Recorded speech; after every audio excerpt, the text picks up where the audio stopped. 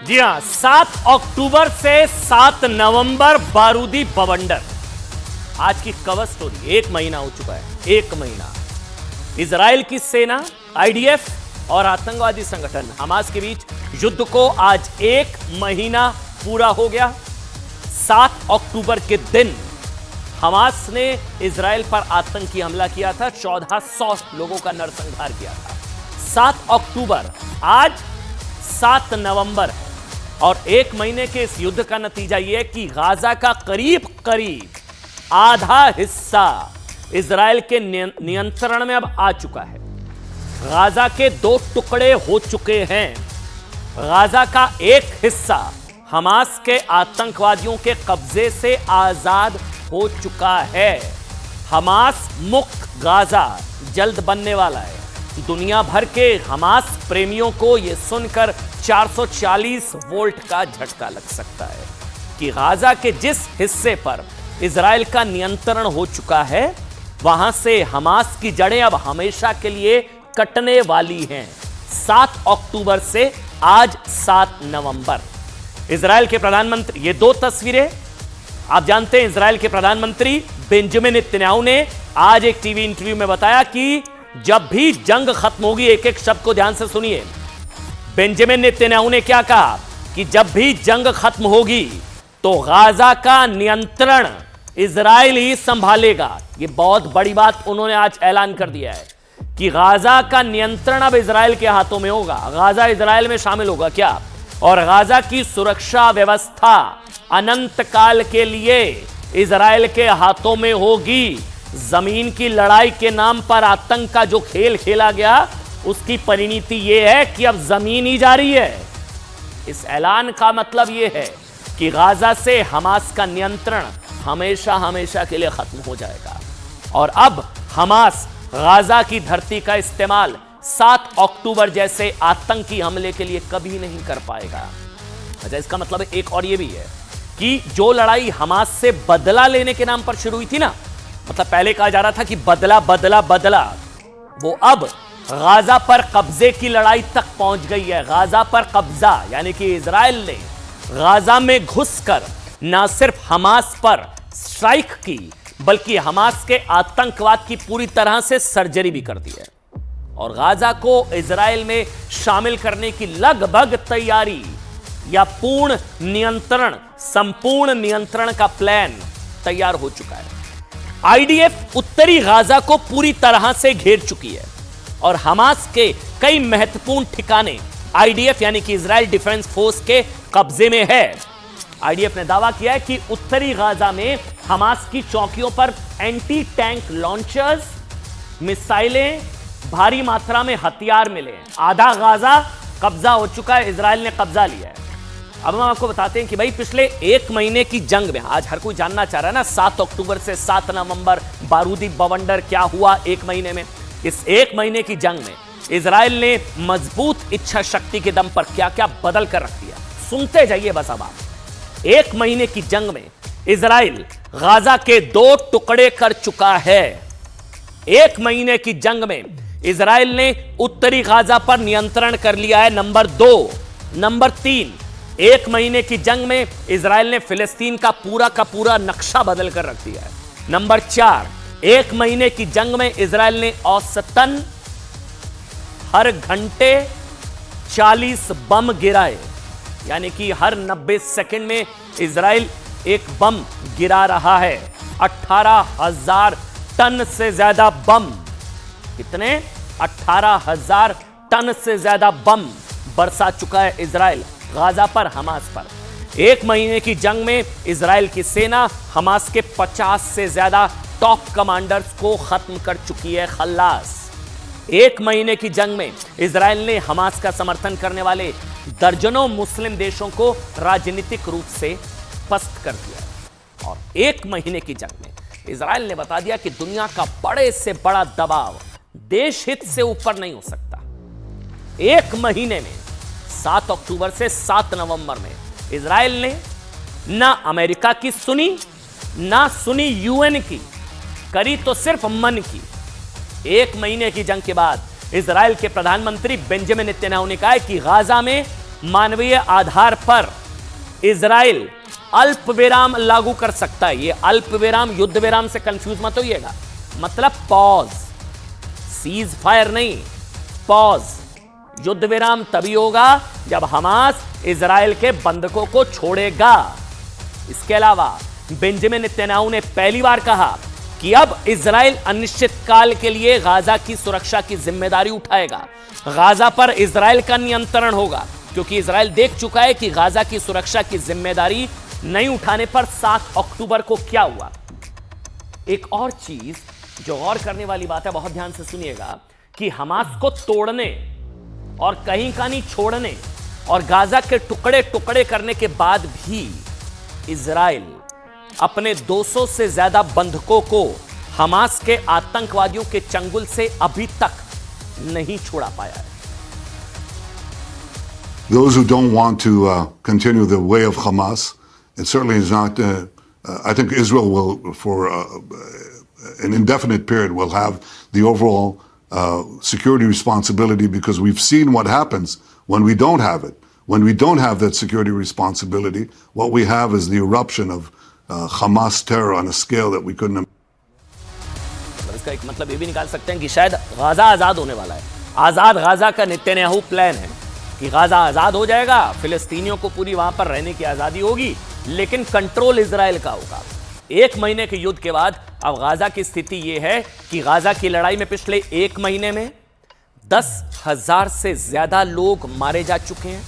10,000, 15 लाख से ज्यादा लोग गाजा से विस्थापित हो चुके हैं। इजराइल के करीब 3 लाख सैनिकों ने गाजा पट्टी को घेर लिया है और उत्तरी गाजा की 87% बिल्डिंग्स, 87% इमारतें करीब करीब खंडर बन चुकी हैं। और गाजा में हमास की स्थिति अब और खराब होने वाली है, क्योंकि युद्ध के 31वें दिन हमास के आतंकवादियों ने प्रधानमंत्री बेंजामिन नेतन्याहू के भतीजे की हत्या कर दी और यह कहा जा रहा है कि संभवतः यह हमास की सबसे बड़ी भूल साबित हो सकती है।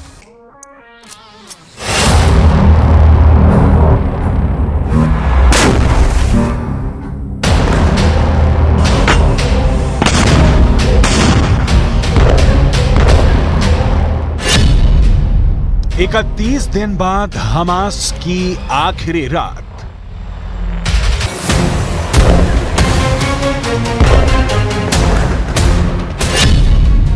हमास ने सबसे बड़ी गलती कर दी।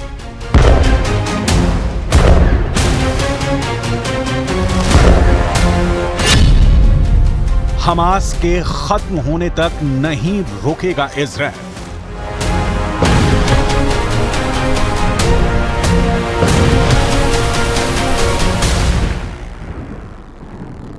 हमास और इजराइल के बीच जंग को 1 महीना बीत चुका है। एक तरफ हमास हाँफ रहा है, उसके कमांडर ढेर होते जा रहे हैं, लेकिन हमास का हमला थम नहीं रहा है।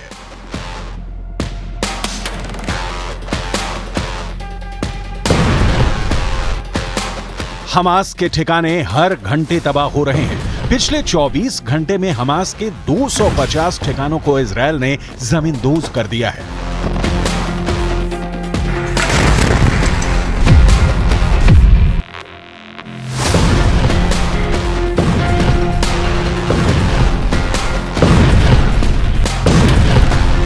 लेकिन अब हमास ने ऐसी गलती कर दी है कि उसका सर्वनाश तय है।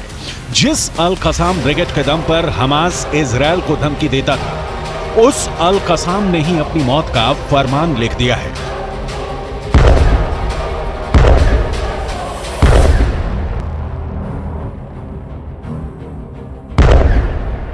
दरअसल रूस और तुर्की की मीडिया से ऐसी खबरें आई हैं जिसने नेतन्याहू को पूरी तरह से भड़का दिया है।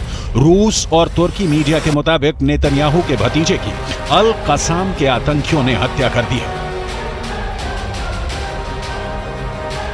इजराइल के प्रधानमंत्री बेंजामिन नेतन्याहू के भतीजे याइर एडो नेतन्याहू गाजा में आईडीएफ के ग्राउंड ऑपरेशन के दौरान स्नाइपर यूनिट में तैनात थे।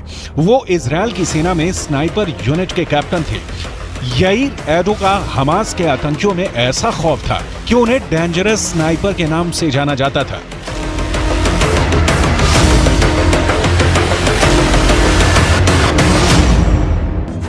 अगर यह खबर पक्की है तो नेतन्याहू के लिए बड़ा झटका है, लेकिन अब नेतन्याहू ने कसम खा ली है कि अब हमास का खात्मा ही उनकी जिंदगी का मकसद है। अब ना वो जंग के मैदान से कदम पीछे लेंगे, ना ही इस जंग में हमास को बख्शेंगे। उत्तरी गाजा में इजरायल के टैंक घूम रहे हैं, जरा सी हरकत पर बमबारी कर रहे हैं। इजरायल अब पूरी तरह हमास को घेर कर मारना चाहता है। इस युद्ध का अंत तभी होगा जब गाजा की जमीन पर हमास का एक लड़ाका भी नहीं होगा। उस दिन तक गाजा के आसमान में आग बरसती जाएगी और हमास के अंत के साथ गाजा इजरायल का हिस्सा बन जाएगा।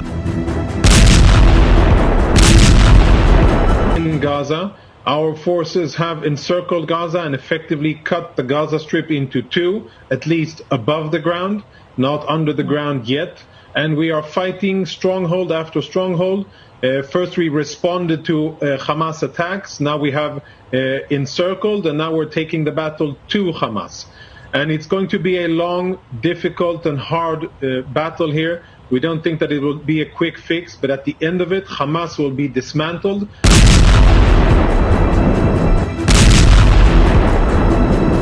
इजरायल हमास जंग के बीच इजरायली प्रधानमंत्री बेंजामिन नेतन्याहू ने एक बार फिर से हमास को नेस्तो नाबूद करने की कसम खाई है। नेतन्याहू ने सीधे कहा है कि हमास को खत्म करके ही गाजा के लोगों को अच्छा भविष्य दिया जा सकता है। नेतन्याहू ने कहा है कि हमास के खिलाफ युद्ध खत्म होने के बाद अनिश्चित काल के लिए गाजा की सुरक्षा की जिम्मेदारी इजरायल की होगी। Israel will not agree to a cessation of hostilities with Hamas after the horrific attacks of October 7th. Calls for a ceasefire are calls for Israel to surrender to Hamas, to surrender to terrorism, to surrender to barbarism. That will not happen. Ladies and gentlemen, the Bible says that there is a time for peace and a time for war. This is a time for war.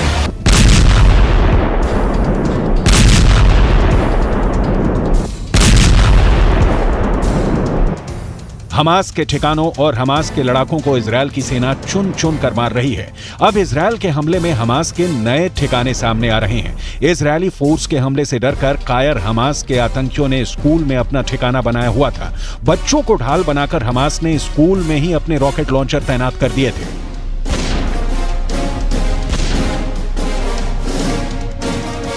אנחנו נמצאים בשבט צופים של צפון הרצועה.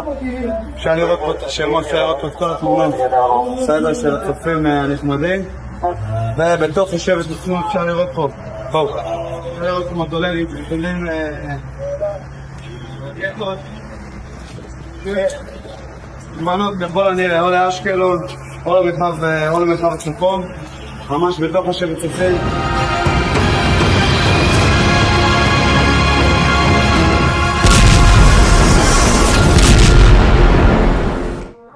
तो Israel के प्रधानमंत्री Benjamin Netanyahu ने Israel Hamas जंग पर कल ही Europe के लिए भी एक बहुत बड़ी बात कह दी। नेतन्याहू ने यूरोप को चेतावनी देते हुए, वार्निंग देते हुए कहा कि गाजा पट्टी में जंग इजरायल और हमास की नहीं, बल्कि सभ्यता और बर्बरता के बीच है। इजरायल आतंक के खिलाफ ऑपरेशन में मात खा गया तो अगला नंबर यूरोप और दुनिया के अन्य सभ्य देशों का होगा। नेतन्याहू की यह बात भारत समेत दुनिया के कई सभ्य देश समझते हैं कि गाजा की लड़ाई सभ्यता और बर्बरता के बीच है, लेकिन भारत में कुछ लोग ऐसे हैं जो बर्बरता पर भी हमास का समर्थन करते हैं, हमास के हमदर्द हैं, हमास प्रेमी गैंग हैं, भारत में हमास के आतंकी के भाषण का लाइव टेलीकास्ट कराते हैं, जबकि हमास खुलकर भारत के खिलाफ खड़ा है। अब सुनिए जो बता रहा हूं। ऐसे लोगों के समर्थन की वजह से आज हमास की इतनी हिम्मत हो गई कि उसने गाजा युद्ध में कश्मीर की एंट्री करा दी है। पाकिस्तान की धार्मिक पार्टी जमीयत उलेमा हिंद के नेता फजलुर रहमान हमास का समर्थन करने के लिए कतर पहुंच गए थे। इसी मुलाकात के बाद हमास के नेता खालिद मशाल ने, हमास के नेता ने कश्मीर को गाजा जैसा मुद्दा बनाने की कोशिश की है। अब सोचिए, इजरायल के बाद अब हमास भारत से भी पिटेगा। कश्मीर की तुलना फिलिस्तीन के हालात से कर दी। आतंकवादी खालिद मशाल ने कहा कि कश्मीर और गाजा में जारी अत्याचार मानवाधिकारों पर एक तमाचा है। यानी कि जिस हमास ने गाजा के लोगों को जंग में झोंक दिया, वह पाकिस्तान का समर्थन पाने के लिए कश्मीर कश्मीर चिल्ला रहा है। हमास जिन आतंकवादियों ने गाजा को दुनिया का जीता जागता नर्क बना दिया, अब वो कश्मीर से गाजा की तुलना कर। लेकिन हमास को समर्थन देने गए पाकिस्तानी नेता और हमास के आतंकी ये भूल गए कि कश्मीर की स्थिति पाकिस्तान की राजधानी इस्लामाबाद से भी अच्छी है। कश्मीर में इस्लामाबाद की तरह आटे के लिए लोग तड़प नहीं रहे। कश्मीर में इस्लामाबाद की तरह आतंकवादी हमलों का कोई डर नहीं है। ऐसा इसलिए क्योंकि कश्मीर की समस्या का हल तो भारत ने अनुच्छेद 370 हटाकर दे दिया।